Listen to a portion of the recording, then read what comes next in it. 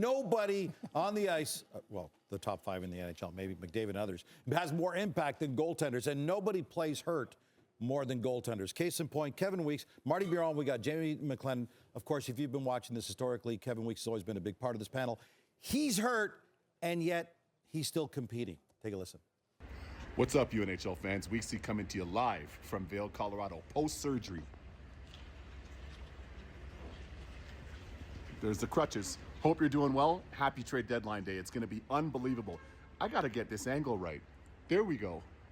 I'm thinking of a couple teams. Some teams have made moves already to get a goalie and bolster their goaltending position. But what I would say is, if I'm the Edmonton Oilers, I don't want to risk injury in the event that Stuart Skinner goes down or Pickard.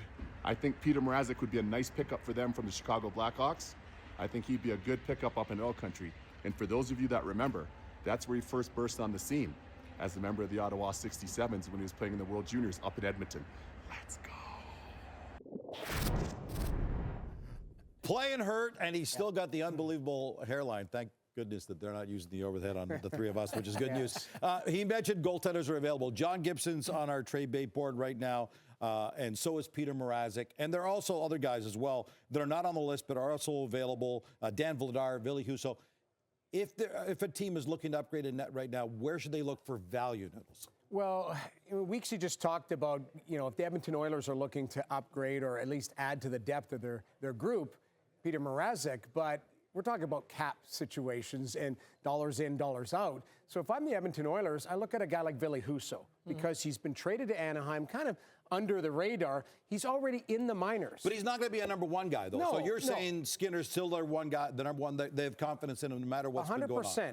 They got to the finals and were within, we'll call it 2 goals. They lost 2-1 of winning a Stanley Cup. So Stuart Skinner is their guy. Drafted, developed, they're pot committed. Yes, he has had an inconsistent season, but he's still their guy. Pickard has been really good this season based on, if you look at his win-loss. But you want to see Husso come in and replace Pickard? No. Okay. I want Husso to stay in the minors as a 3 because they've got Oliver Rodrigue as their 3, 0 NHL games. He's tied with you for games played.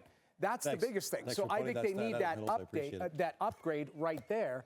But you don't have to pay for it. You just get him in the minors, and he's a 3 with 141 games experience. But that's assuming the Oilers don't want to do anything with their goalies. And that's what we've been hearing from the insiders is saying they feel comfortable. I don't feel comfortable. I think they need to upgrade. The difference between this year and last year is the fact that Stuart Skinner in the second half last year was way better. Yeah. He kind of turned it around. And this year, it hasn't been there. Yeah, he played great last night against the Montreal Canadiens, but I do feel that if you're the Oilers, you'd be looking at somebody else, and John Gibson would be that guy for me. And I know there's an injury issue with John Gibson right now, but the value is there not only for this season. His numbers, this save. Come on, Marty. This save, if you want to get a big-time save, that's a big thing. The first save was unbelievable. Then the glove save, behind the back, the athleticism right there for John Gibson was great. The only problem is he got injured in that game late against the Vancouver Canucks, and there's been an injury issue with John Gibson over the past. But the thing with John Gibson is that this year he's played a lot better. He's top 10 in goal save above expectation. He can definitely elevate your goaltending situation. 2 years left. But there's a pattern there that you guys are worried about. That's my biggest thing is, if you look at the last 3 years with John Gibson, he's actually just going to go and hang out in the trainer's table, where he goes, because he's come out of the game 19 times in his last 3 years. 121 starts. That's 16% of the games that he doesn't finish. And that's it's not just bad performances. It's most of the time he's banged up, he has to come out. You just mentioned in Vancouver, he was unbelievable the other night. Doesn't finish the game. So how do you trust to trade for that? And he's got a couple more years. Yes, I think he's a fantastic goaltender. But I'm going to go back to the Stuart Skinner situation. There's a lot of guys on that team that are not playing up to their potential. Yeah. So it's not just the goaltender. I look at the 2 or 3 defensemen. I look at their top forwards. RNH has more. Hyman has more.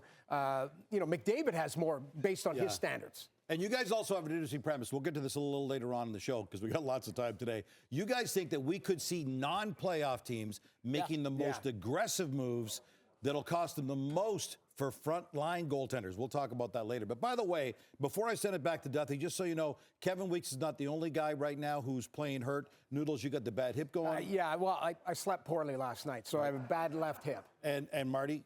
general body soreness. That's because of the age. Also, I probably should get LASIK or some, contact eyes. lenses. My vision's starting to go.